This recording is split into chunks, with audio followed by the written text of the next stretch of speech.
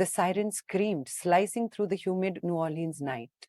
Not for him. Please, not for him. Elijah clutched the worn saxophone case tighter, the cool metal a fragile anchor in the swirling anxiety. Tonight was his chance.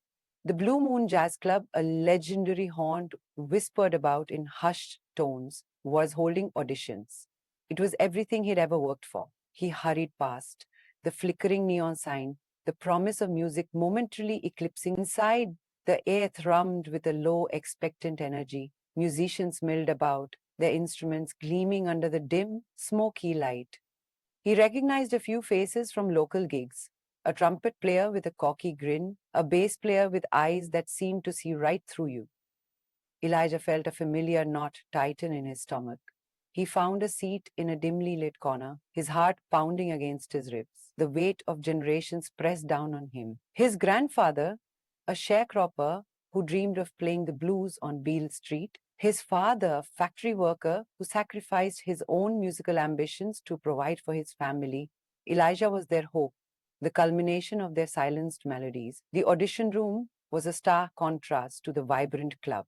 A single spotlight illuminated a small stage, a microphone stands looming like a skeletal figure. One by one, musicians took their turn, their performances ranging from technically brilliant to utterly forgettable. Elijah listened intently, dissecting each note, each rhythm, each nuance. Then it was his turn. His name was called and he stood, his legs feeling strangely unsteady. He walked onto the stage, the spotlight blinding him. He placed the saxophone case on the floor, his hands trembling.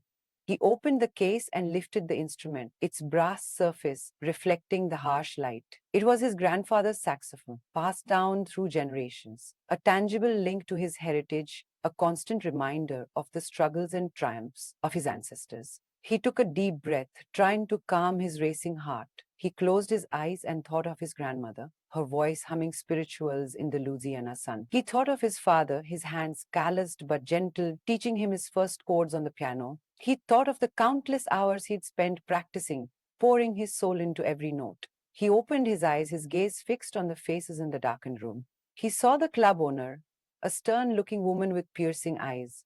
He saw the band members, their expressions unreadable. He saw a young woman in the corner, her eyes filled with a quiet curiosity. He raised the saxophone to his lips and began to play. The music poured out of him, a torrent of emotion, a tapestry of sounds. It was the blues, but it was also something more. It was the story of his ancestors, their pain and their perseverance. It was the story of his community, their struggles and their strength. It was the story of himself, his hopes and his dreams. He played with passion, with fire, with a vulnerability that laid his soul bare. He poured every ounce of his being into the music, his fingers dancing across the keys, his breath filling the instrument with life.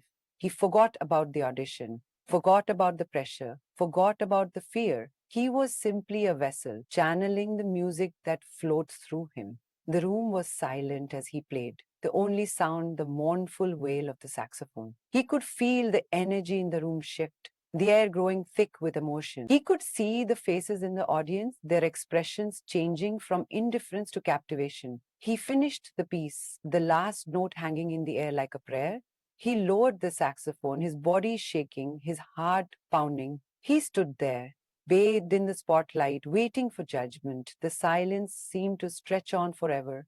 Then, slowly, hesitantly, applause began to ripple through the room. It started with a few claps, then grew into a thunderous ovation. The club owner was on her feet, clapping her hands, a rare smile gracing her lips. The band members were nodding their heads in approval. The young woman in the corner was wiping away tears. He had done it. He had poured his soul into his music, and it had resonated with them. But the journey had just started. He was offered the gig, a regular spot at the Blue Moon. He was finally on his way, or so he thought. The club was in a historically black neighborhood, a place steeped in music and culture.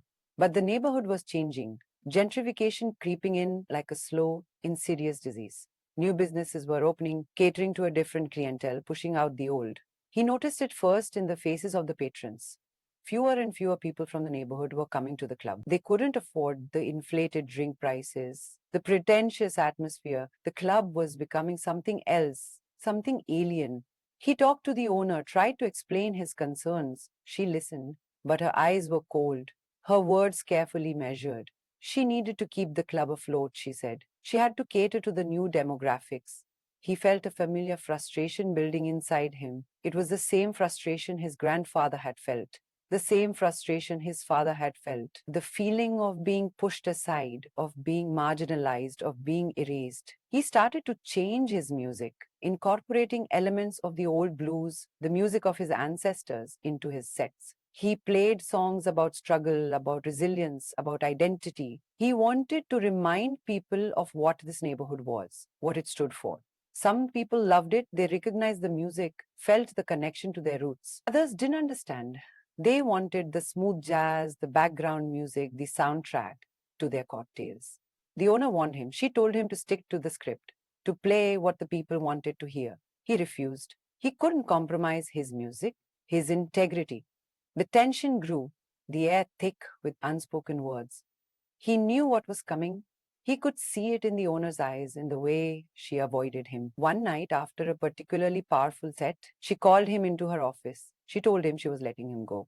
It wasn't personal, she said. It was just business. He wasn't surprised. He had expected it, but it still hurt. It felt like a betrayal, a rejection. He walked out of the club, the saxophone case heavy in his hand. He stood on the street, the neon sign of the blue moon mocking him. He felt lost, defeated. He started to walk, his feet carrying him through the familiar streets of the neighborhood. He passed the old barber shop, the corner store, the church where he'd sung in the choir. He saw the faces of his neighbors, their smiles warm and welcoming. And then he knew he didn't need the blue moon. He didn't need the owner's approval. He had something more important. He had his community. He stopped in front of the church, the stained glass windows glowing in the night. He took a deep breath and opened the saxophone case. He raised the instrument to his lips and began to play. The music filled the air, a vibrant, soulful sound that echoed through the streets. People came out of their houses, drawn by the melody. They gathered around him, their faces lit up with joy.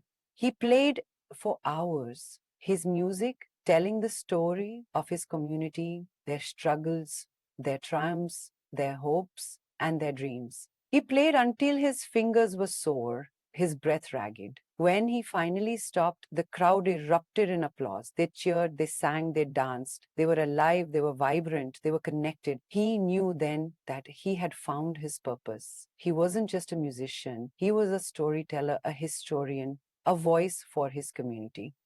He would play his music, he would share his story, and he would never be silenced. He would play right there on the street, bringing music to those who lived there. Music was the blood flowing within their veins. And as he played, he realized that the blue moon's neon sign had dimmed. Its allure faded. The true light, the true music was right here in the heart of his community, and it would shine forever. He wasn't playing for fame or fortune anymore. He was playing for them, for the heart and soul of New Orleans. He was home.